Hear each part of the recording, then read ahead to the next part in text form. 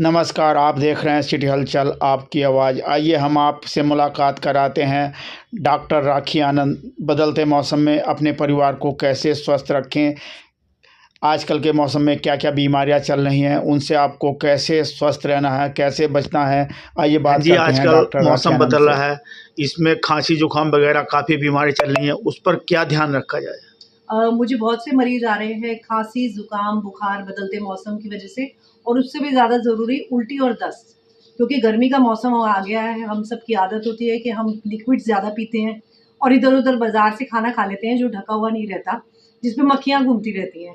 तो इसलिए हमें ध्यान रखना है कि हम ढका हुआ खाना खाएँ और फ्रेश खाना खाएँ, इधर-उधर की चीज़ें ना खाएँ, बाहर की चीज़ें थोड़ी-सी कम खाएँ और अगर हमें खाना ही है तो उसको बिल्कुल अच्छे से हाइजीनिकली एनवायरनमेंट में बनी हुई चीज़ें खानी है, सफाई का बहुत ध्यान रखना है। बहुत से उल्टी और दस्त के लोग आ रहे हैं। अगर आपको उल्टी दस्त हो ही जाए, तो आपने ये ध्यान रखना है कि अपने शरीर को हाइड्रेटेड रखना है, यानी कि कुछ ना कुछ ओआरएस वगैरह पीते रहना है।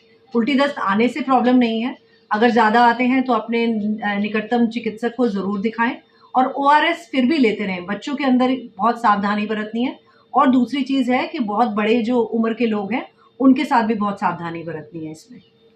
जी बहन जी, बुखार का भी इस टाइम काफ़ी मात्रा में चल रहा है और आपके यहाँ भी काफ़ी भीड़ दिखाई दे रही है बुखार। बुखार और खांसी के बहुत से मरीज़ आ रहे हैं।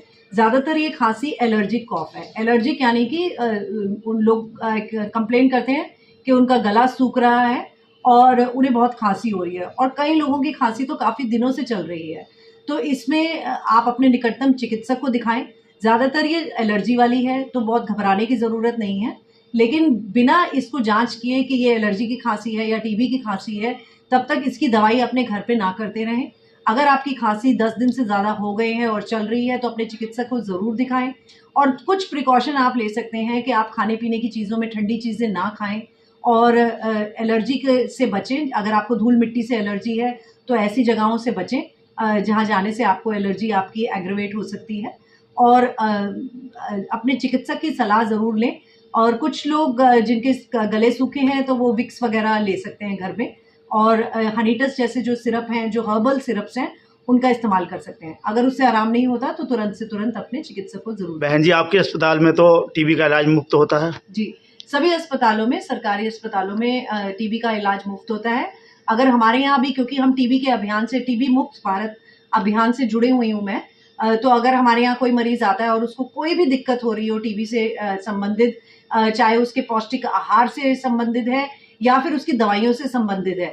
एक बार अगर उसका डायग्नोसिस हो चुका है और उसे लंबी लाइनों में लगने में मुश्किल हो रही है, तो हमारे अस्पताल से भी वो फ्री टीबी की दवाई अपनी उपलब्ध हो सकती है उसको।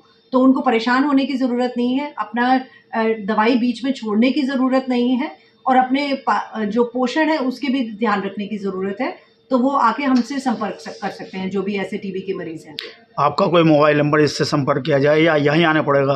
अस्पताल आए तो ज़्यादा अच्छा है, वरना सुभाष से वो कॉन्टैक्ट कर सकते हैं हॉस्पिटल के मोबाइल नंबर्स पे।